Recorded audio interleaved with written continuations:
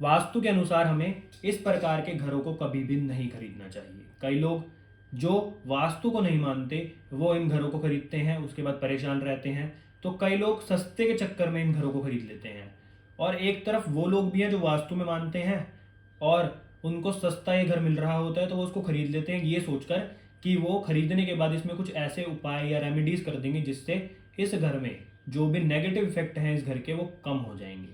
परंतु हम सभी लोगों को एक चीज़ समझने की ज़रूरत है कि जो वास्तु है वो कोई रेमेडीज़ का या फिर उपायों का शास्त्र नहीं है। सबसे पहले उसमें हमारे घर का आर्किटेक्चर आता है, यानी कि हमारे घर की बिल्डिंग कैसी है, वो किस तरह की धरती पर बना हुआ है, क्या वो सतह है, तमस है या फिर रजस है, या फिर आपके घर के अंदर बेडरूम, किचन, टॉयलेट, इन सब की प्लेसमेंट कैसी है, मंदिर कहाँ पर है। असलियत में वास्तु ये है।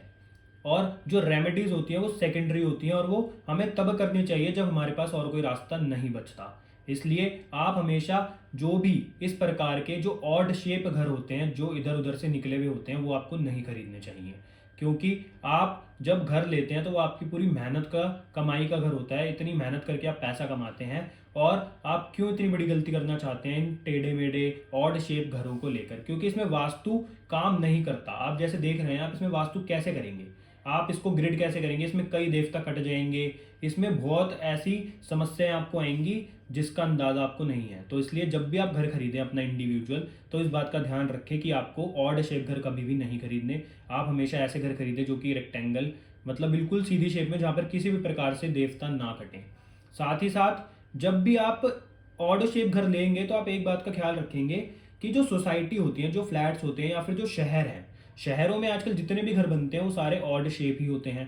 पर जो व्यक्ति उन घरों में रहते हैं उन बेचारों के पास और कोई चारा नहीं होता, क्योंकि शहरों में आजकल बिल्कुल सीधी शेप के घर मिलते ही नहीं है।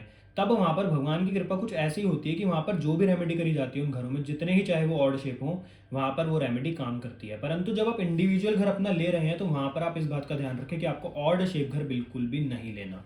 साथ ही साथ ये तो थी ऑड शेप घरों की बात। अब दूसरे प्रकार के जो घर होते हैं वो ऐसे घर होते हैं जो मिलते भी महंगे हैं और लोग उनको लेने के लिए पीछे पड़े रहते हैं। परंतु यही उनकी सबसे बड़ी समस्या है। वो कौन से घर होते हैं? वो होते हैं कॉर्नर के घर। आपको हमेशा जो कॉर्नर का घर होगा वो महंगा मिलेगा, क्योंकि वो एक्सटेंड करा जा सकता है, वो बढ़ाया जा सकता है, जिससे आपके घर की वैल्यू बढ़ जाती है। पर आपको नहीं पता कि आपके इस छोटे से फायदे के चक्कर में आप कितना बड़ा अपना नुकसान कर रहे हो। क्योंकि जो कॉर्नर के घर होते हैं वो राहु को रिप्रेजेंट करते हैं। इसलिए उन घरों में जो भी व्यक्ति रहते हैं, आप ध्यान से देखना, आपके आसपास भी जितने भी कॉर्नर के घर हैं उसमें जो व्यक्ति रह रहे होंगे, उसमें चाहे उनकी फर्स्ट जनरेशन ने बहुत पैसा कमाया हो, बहुत सफलता हासिल करी हो, परंतु उनकी सेकंड जनरेशन या तो निकम्मी होगी या फिर वो उस घर को छोड़कर फॉरेन में शिफ्ट हो जाएगी और उसके माँ बाप वहाँ पर अकेले ही रह जाएंगे। या फिर जो कॉर्नर के घर होते हैं वो हमेशा खंडर रह जाते हैं, मतलब बिकते ही नहीं है, वहाँ पर कोई शिफ्ट ही नहीं होता। मतलब जो कॉर्नर के घर होते हैं वो बिल्कुल भी शुभ नहीं होते, इस बात का आप ध्यान रखना। और वहाँ पर किसी भी प्रकार की रेमेडीज नहीं की जा सकती। इसलिए जब भी आप घर लें, इस दो प्रकार के घरों को तो बिल्कुल मत लेना। और भी कई प्रकार के घर होते हैं जैसे कि जिसमें टी हिट होते हैं, टी हिट कई प्रकार के होते हैं। ऐसे भी घरों को आपको नहीं लेना चाहिए जब तक आपको कंफर्म ना हो कि वो टी हिट कौन सी दिशा का है। इसलिए दोस्तों आज जो हमारा मेन टॉपिक था वो यही था कि आपको कॉर्नर का घर और ये जो ऑड शेप आप घर देख रहे हैं ये बिल्कुल भी नहीं लेने चाहिए। तो दोस्तों अगर आपको आज की वीडियो पसंद आई तो वीडियो को लाइक करना, शेयर करना और चैनल को सब्सक्राइब करना। आपसे मिलते हैं हम अगली वीडियो में। धन्यवाद दोस्तों।